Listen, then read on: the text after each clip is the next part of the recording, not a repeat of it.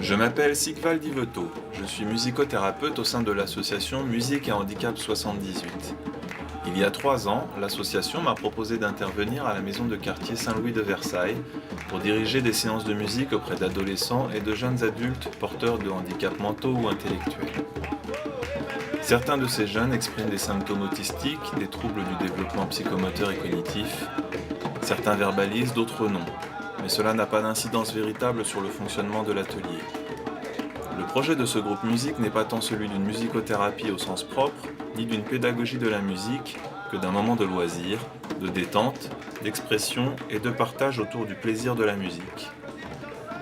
Après 3 années d'un formidable travail d'expression et de communication des membres du groupe, nous vous présentons un aperçu du travail que nous avons mené ensemble et des résultats obtenus.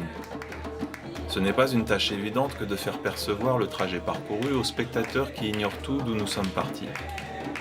Nous vous proposons donc de bien vouloir porter votre attention sur ce que chaque membre du groupe accepte de partager ici avec nous. La joie, les rires, la spontanéité, le dialogue, les difficultés à s'autoriser ou à se contrôler, mais toujours et avant tout les émotions.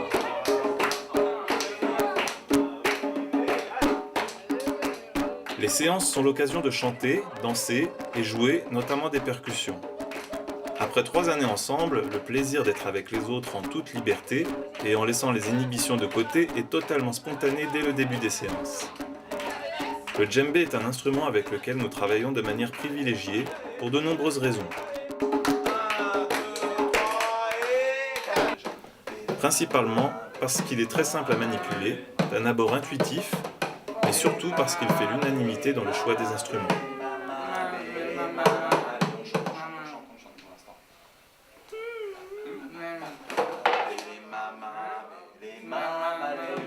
En travaillant le rythme, nous apprenons à canaliser l'excitation de la pulsion percussive.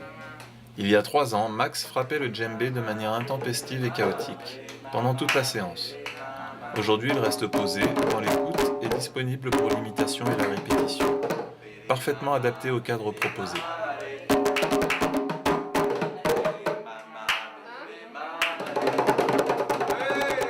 Devant le groupe, chacun a l'occasion de valoriser sa propre image en toute sécurité.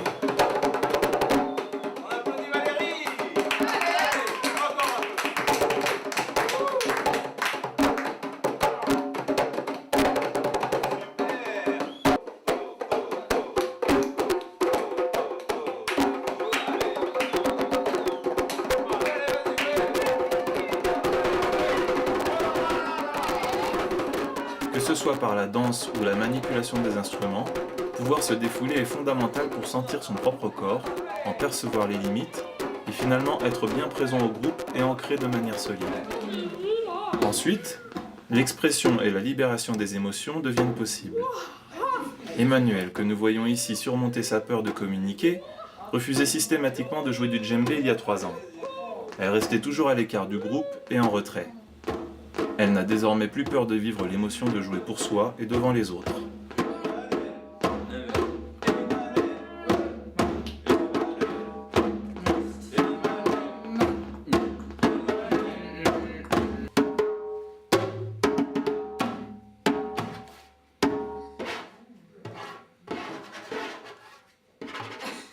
Les séances ne se limitent pas à l'utilisation des djembés.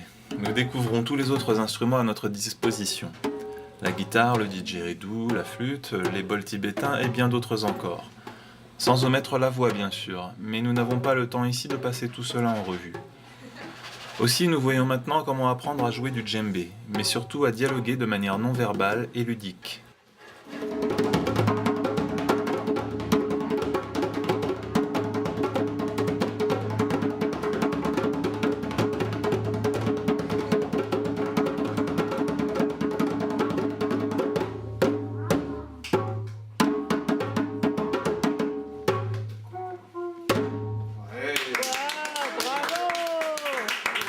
Le dialogue nécessite une attention soutenue, une écoute respectueuse de l'autre, ainsi que la capacité à répondre avec créativité et spontanéité.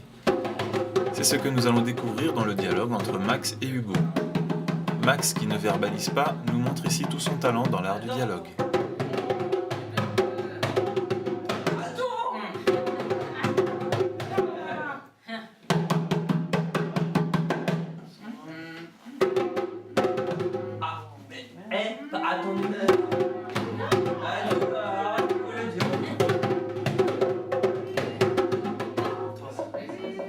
Pour Fanny, il est encore assez difficile de s'exprimer avec aisance. Et pourtant, que de progrès depuis ces 3 années. Elle est tellement présente avec nous dans le regard, elle partage sa joie, elle vocalise et danse maintenant à chaque séance très spontanément. Cela est possible grâce à 2 supports fondamentaux. Le plaisir de la musique, bien évidemment, mais aussi et surtout l'étayage du groupe qui porte chacun de ses membres à trouver sa place dans l'accueil et la bienveillance.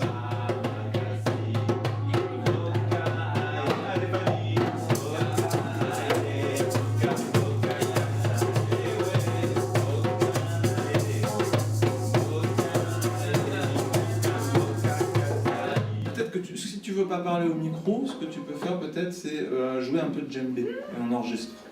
C'est pas toi, c'est le djembé qu'on enregistre. Ouais, tu veux bien ça? Allez, c'est ça. Allez. Alors vas-y. Oui. Allez, c'est parti.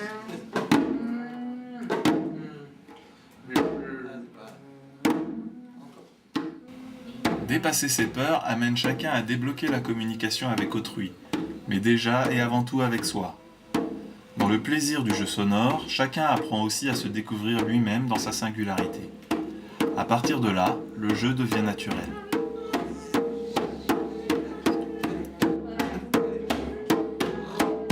On écoute.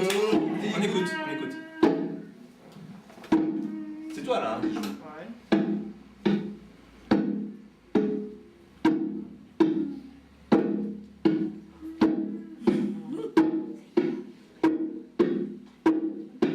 Jérôme prend des cours de guitare avec moi.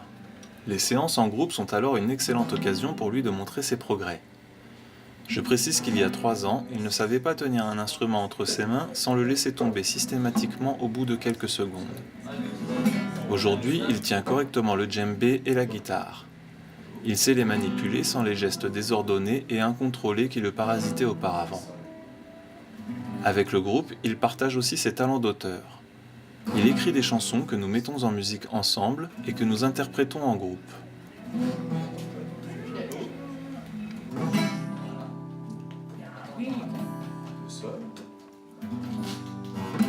Cette vidéo ne montre qu'un aperçu des jeux et techniques abordés en séance. Le groupe bouge, change, évolue, et chaque expérience est nécessairement différente de la précédente. Finalement, l'énergie du groupe est le garant qui nous permet d'aller doucement mais sûrement, dans la confiance et l'harmonie, explorer de nouveaux horizons.